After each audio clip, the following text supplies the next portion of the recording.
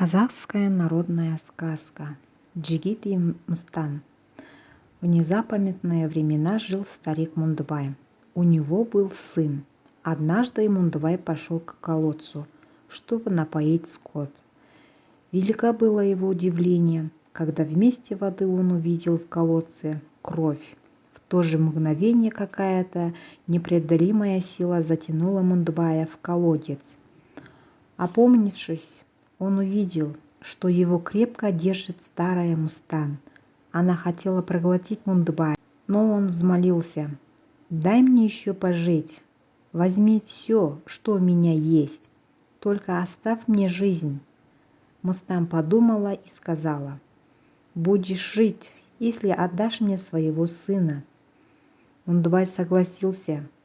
Мстан отпустила его и приказала завтра же перекочевать на другое место, а сына оставить.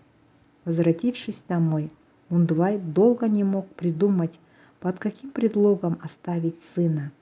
Наконец у него возник хитрый план. Ранним утром Мундбай собрал имущество и отправился вместе с сыном на новое место. Когда они расположились в соседнем роще, сын Мундбая решил поиграть с другими юношами в осыки, но обнаружил, что пропали его золотая и серебряная бабки. Хитрый Мундбай нарочно оставил бабки сына на старом месте. Он знал, что сын захочет вернуться за бабками, а там его схватит Мстан. Не зная коварного замысла отца, юноша спросил, какого коня ему взять, чтобы съездить за бабками. «Возьми того коня, который первый на тебя взглянет», — ответил Мундбай. Юноша отправился на пастбище, где паслись отцовские кони. Первым поднял на него глаза вороний конь. Недолго думая, юноша вскочил на него и поскакал к недавно покинутым местам. Дорогой он повидал коню о своем горе. Умное животное усмехнулось и заговорила человеческим голосом: «Впереди поважнее беда. Слушайся меня, и все будет хорошо. Когда приедем, ты увидишь, что какая-то старуха играет бабками. Ты скажешь: бабушка, отдай мои бабки. Она ответит: возьми сам. Когда сижу, встать не могу, а если встану, не сяду. Но ты не слезай с меня и скажи ей: если сяду на коня, то слезть не могу, а если слезу, то обратно не сяду. И тут же кричи: пожар, пожар. Я тогда сделаюсь ниже травы, тише воды, подскочу с тобой к старухе, а ты нагнись, схвати бабки, и я умчу тебя домой». Вот подъехали они к месту, где недавно стояла юрта Мундбая. Смотрит юноша, сидит на траве Мстан и играет двумя бабками. Юноша, помня наказ своего друга коня, сказал: «Бабушка, отдай мои бабки».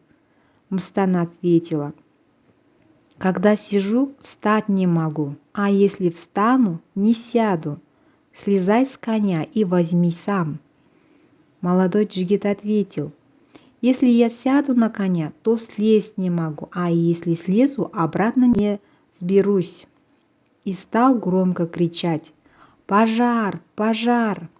Старуха стала смотреть в ту сторону, куда указывал юноша, и тут черный конь сделался ниже травы, тише воды и подскакал к ведьме, а юноша схватил свои бабки, и они помчались прочь. Но Мстан погналась за ними. Она бросила под ноги коня свою острую косу и отрубила ему ногу. Лошадь продолжала мчаться на 3 ногах. Тогда Мстан снова метнула и отрубила ворону все ноги. Юноше некуда было деваться. Угрожая косой, Мстан повела его. Долго они шли. Наконец пришли к огромному камню. Мстан ударила о камень своей косой, и из камня посыпались огненные искры. Юноша внезапно очутился в подземелье. Здесь он увидел множество людей, прикованных к стенам тяжелыми цепями. Тотчас же к нему подошла Мустан и грозно сказала: «Я хотела привязать тебя вместе с этими людьми, но передумала. Ты будешь пасти мой скот». На подземном пастбище паслось много коров и овец. Они рассказали юноше, что ведьма ежедневно пожирает одного человека, одну корову и одну овцу. Жалко стало юноше себя и всех узников Мустан, и он горько заплакал. Тогда подошла к нему бурая корова и сказала: «Не плачь, Джигит, вся сила ведьмы в ее волшебной косе. Отними косу, и Мустан будет побеждена, а все мы получим свободу». Глубоко в сердце юноши запали эти слова. Днями и ночами стал он думать о том, как заполучить ведьмину косу. Однажды он пришел к Мустан и сказал: «Бабушка, я не могу загнать одну телку. Дай мне косу, я ее вмиг загоню в хлеб». Старуха поверила ему.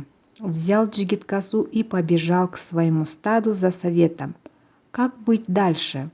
Но Мустан, заподозрив недоброе, бросилась за ним вдогонку, чтобы отнять косу. Увидев погоню, Джигит забрался на высокую березу. У Мустан было 4 огромных зуба.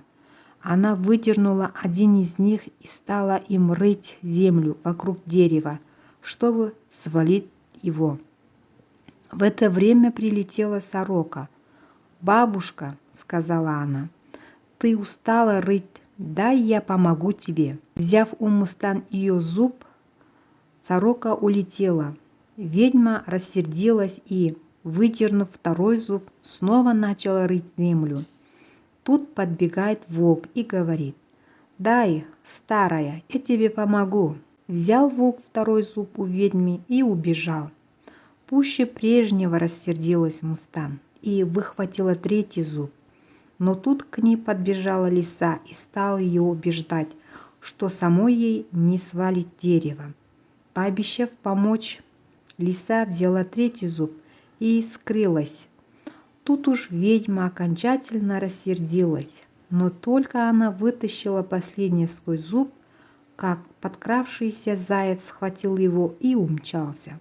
Тогда Джигит слез с дерева и взмахнул косой. Мустан тут же умерла, а Джигит собрал всех животных, птиц и пошел вместе с ними освобождать узников Мустан. Освободил их от цепи, ударил косой о стену подземелья, посыпались огненные искры. Земля расступилась, и все вышли на свободу.